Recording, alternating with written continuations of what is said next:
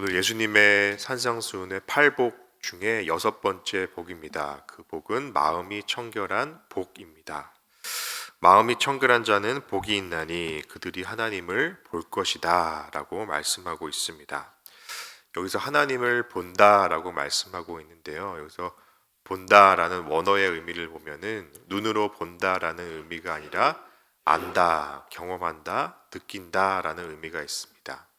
하나님을 알고 하나님을 경험하고 하나님을 느끼는 복을 말합니다. 우리는 하나님을 이렇게 보고 만날 때 우리의 영혼이 진정한 참된 만족을 경험할 수 있습니다. 그러면 하나님을 보고 누리고 하나님을 경험하기 위해서는 어떻게 해야 될까요? 오늘 말씀을 주님은 마음이 청결해야 된다. 마음이 깨끗하고 청결해야 하나님을 알고 볼 수 있다라고 말씀하고 있습니다. 우리의 영혼의 참된 만족은 바로 영생이신 하나님을 볼 때, 하나님을 경험할 때 참된 만족을 있는 겁니다.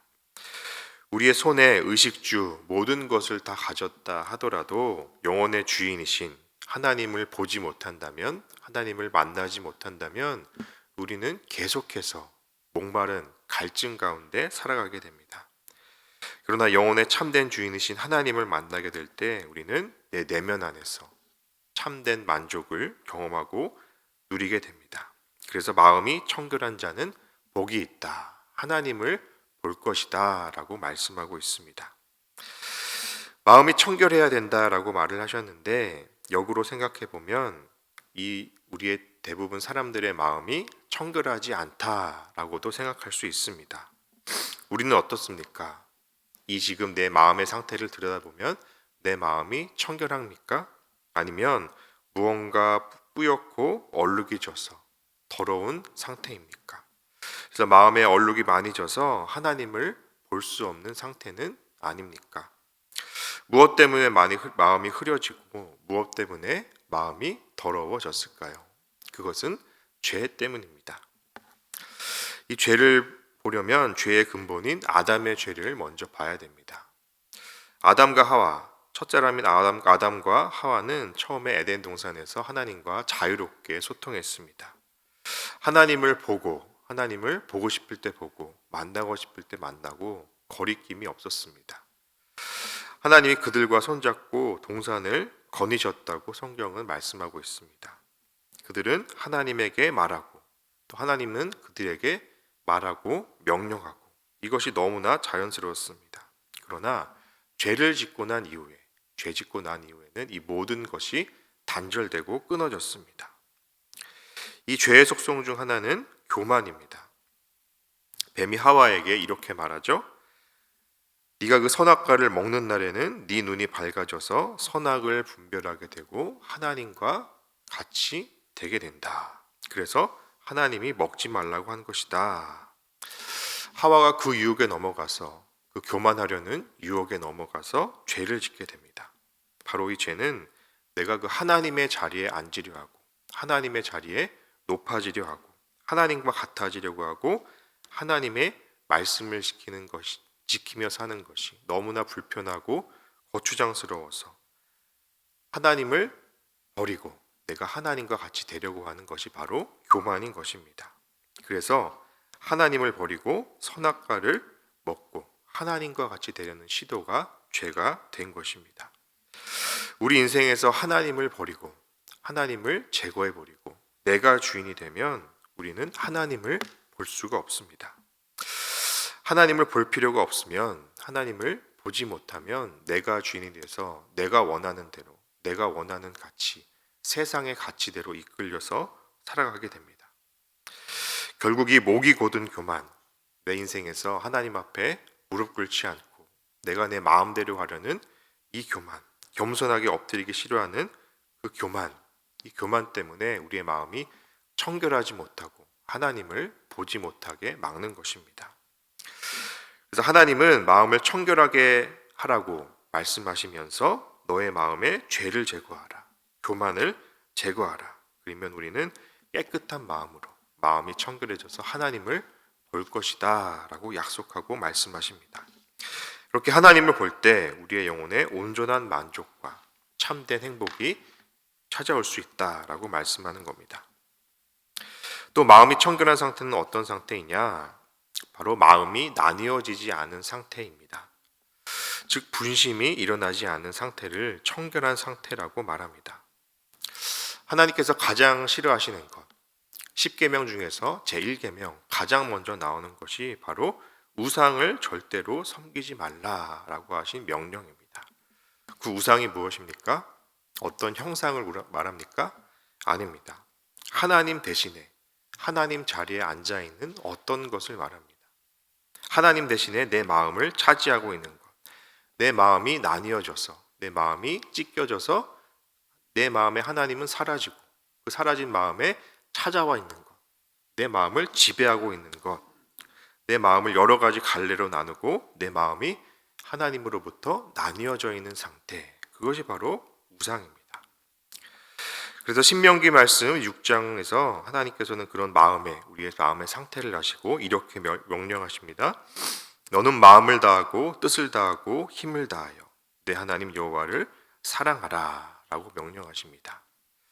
이 마음을 다하고 라는 말을 영어 성경은 with all your heart 라고 표현합니다. all your heart, 모든 마음의 마음을 담아서 하나님을 사랑하라. 10%의 마음, 20%의 마음, 90%의 마음이 아니라 all your heart, 100%의 마음을 담아서 하나님을 사랑하라 라는 겁니다. 그냥 조금만 쪼가리 난 마음으로 하나님 사랑합니다. 내 마음의 절반은 물질에 가 있고 내 마음의 절반은 세상에 가 있고 그러면서 50%의 마음으로 나뉘어져 있는 마음으로 하나님을 사랑하라 라고 고백하지 말고 all your heart, 너의 모든 마음을 가지고 전체 마음을 가지고 하나님을 사랑하라. 그것이 바로 청결한 마음의 상태라는 겁니다. 분심이 일어나지 않는 너의 전체의 마음으로 all your heart로 하나님을 사랑하는 것이 바로 청결입니다. 그럼 우리는 어떤 자리에서 마음이 나뉘어질까요? 여러분 어떤 상태에서 마음에 나누어지는 상태를 경험했습니까? 예수님께서는 그 마음을 분열시키는 딴 마음을 품게 하는 가장 본질적인 것을 물질로 보셨습니다. 돈으로 보셨습니다. 그래서 마태복음 6장에서 이렇게 말씀합니다.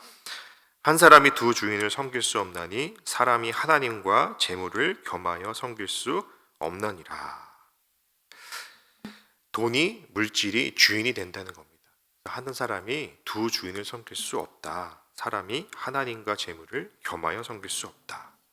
그래서 마음의 분심을 일으키는 마음을 나누게 하는 가장 근본적인 것은 바로 하나님 자리에 주인 노릇하고 있는 똑같은 주인 노릇하고 있는 재물이다라고 말씀하고 있습니다. 우리가 하나님을 보려면 하나님을 경험하려면 절대 이 나뉘어져 있는 마음으로 하나님을 볼 수 없습니다.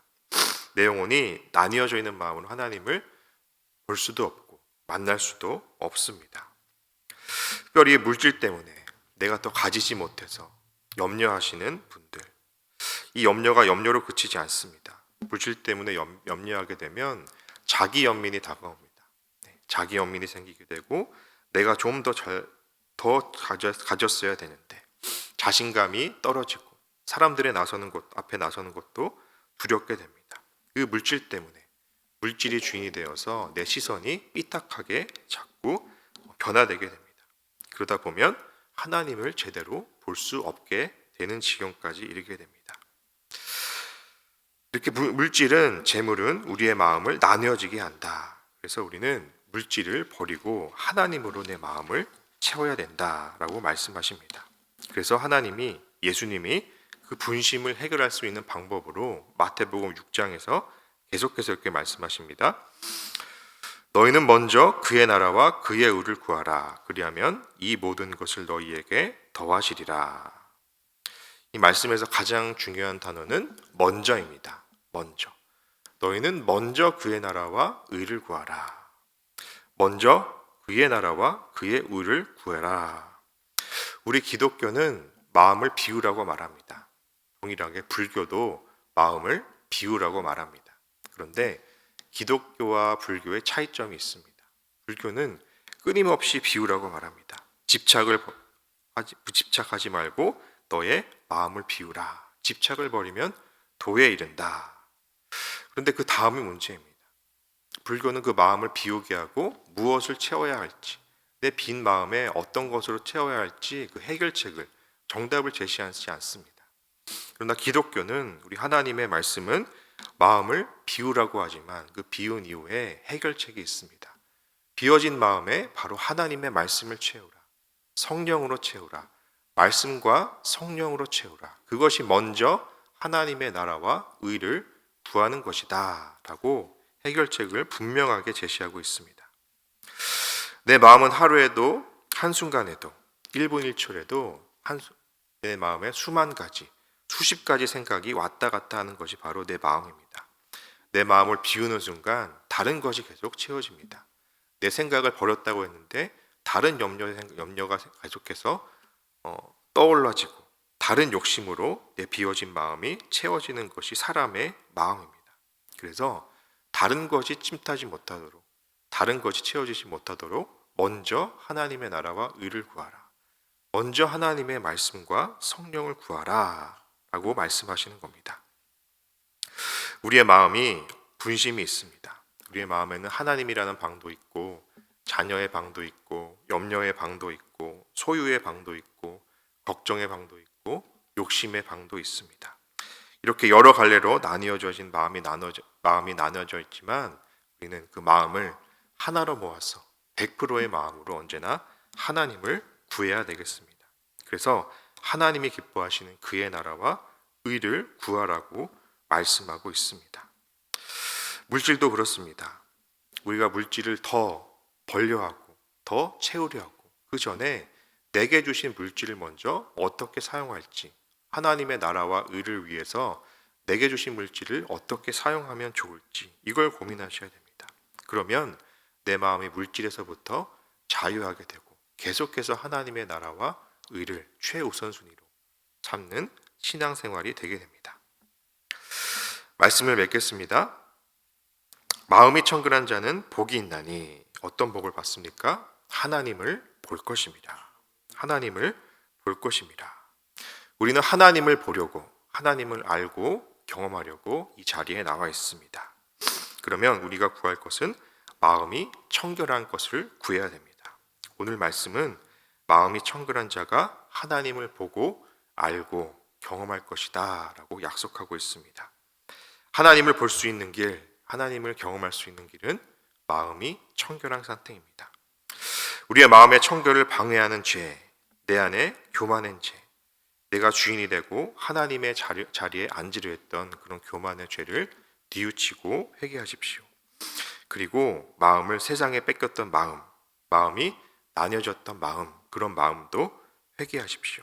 그리고 먼저 온전한 마음으로 마음을 다하고 뜻을 다하고 힘을 다하여 하나님을 사랑하라 라는 말씀을 다시 한번 마음에 새기십시오. 그리고 먼저 하나님의 나라와 의를 구하십시오. 그때 우리는 마음이 청결하게 되고 하나님을 보고 알고 경험할 것입니다. 그 복을 누릴 것입니다. 이 새벽에 그 마음의 청결한 복을 구하고 하나님을 보고 하나님을 경험하는 복을 누리는 저와 여러분 되기 바랍니다. 기도하겠습니다.